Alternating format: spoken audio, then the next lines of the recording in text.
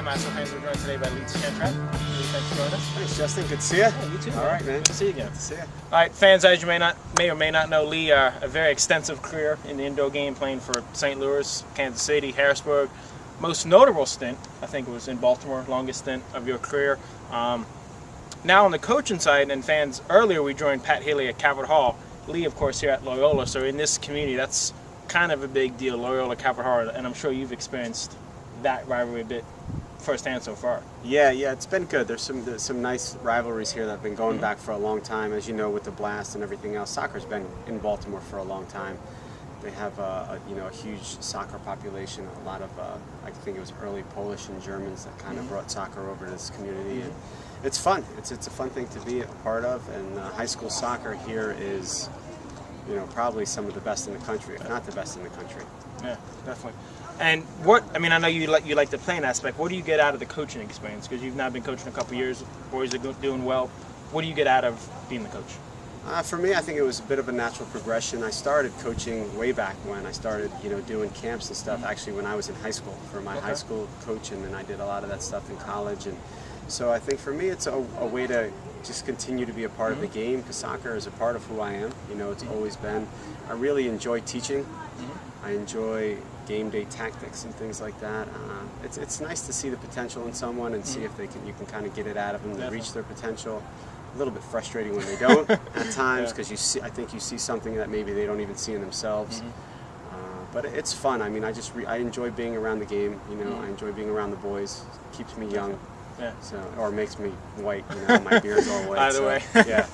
Well, I think off the field, definitely the people of this community, whether in Baltimore or at Loyola, off the field, just a great guy, very genuine, very humble, just one of those great people to be around. But on the field, maybe not as nice. I don't call it Jekyll and Hyde, but how did you balance being so calm off the field, but on the field, definitely, I think you've earned the acronym, the guy you love to have on your team, but not a guy you want to play against? Yeah, it wasn't one of those things that was planned, and still to this day, I'm a dad of 3, an adult. It's just something that happens. I don't, there are games that I would go out there and I'm like, all right, I'm not going to say anything, and it was just part of me as a player. Part of who I was. It was just one of those things that gradually, I guess, came out over time. I was always very, very competitive, and I guess it's part of what I guess always drove me as a player, and I can't explain it. Yeah, it's a very interesting thing that happens when soccer's involved as opposed to when soccer's not. Yeah, I definitely remember many times, shouting matches with refs or whatever, and the fans will always be on your side, but it's definitely interesting that parallel, if you will, between you off the field and then you back on. Yeah, it's always funny. You kind of get into it with the refs, and especially at the professional level, they're a little bit more understanding of it, because it's kind of like their livelihood as well, to a certain extent. Is once the game ends, it ends. I mean, there's many times we get into it with a ref, especially guys that I knew, Tim Tima, these guys like that, and then after the game you go out, you hang out, you see them, you have a beer with them, or you have some dinner, and it's all kind of left on the field. It's never anything personal. It's just the heat of the moment, and everybody's kind of out there battling. It's a fun time. It's fun. Very good. Well, speaking of on the field, if you had to go back and think of some of the tougher opponents that you played against, top 3, top 4 of just guys that you just went out and said, that's going to be a battle tonight. Wow, there were a lot.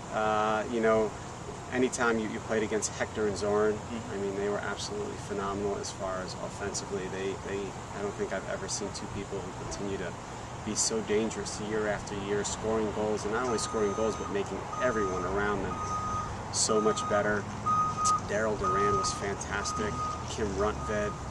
I mean, I can go on and on. Ian Frazier was an absolute great defender. Brian Haynes, Tommy Sohn, Chad Ashton. I mean, there's so many guys that are actually still in the game now, who are either coaching in the MLS or assistant coaches in the MLS. And I mean, we've had, back in the day, it used to be pretty much the only gig that was around. So you played in the APSL, which is now, I guess, equivalent to the MLS.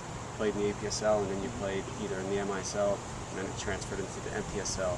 So there were a lot of, Ted Eck, Brian Haynes, I can go on and on. There were some really, absolutely fantastic players. Okay. Kind of flipping the other way, from a tougher opponent standpoint, we touched upon, but who are some of your favorite teammates? in your career? My favorite teammates. Yeah, I know you can't name everybody because we'll be here for a while, but some of my favorite teammates, Dewan Bader. Dewan and I still talk all the time. Eddie Carmine, Brett Phillips, Kyle Swords. I mean, I've really just been lucky. Sean Bowers. I've had some great teammates along the way. I'm in a fantasy football league with PJ and Jules. I've really made some great friendships that'll last a lifetime. Now it's sad when you end because everybody scatters. Yeah. So we're all kind of across the country, and I'm in a fantasy football league with guys from like six different states. We all play together. It's a nice way to get together. Yeah, it's nice. Yeah, exactly.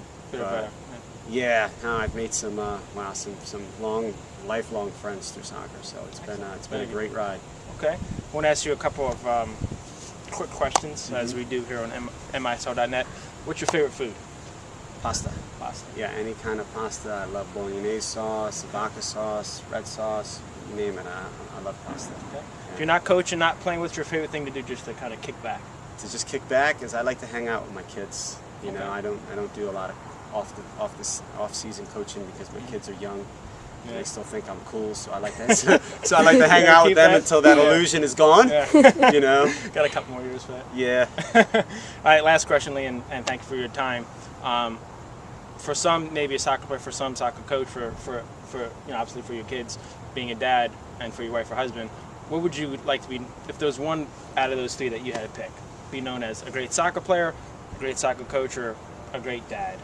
Hands down, a great dad. I think that's something that I take pride in, is just being or trying to be. It's never perfect. Trying to be a good person, trying to make the right decisions, and I'm constantly trying to instill that in my kids.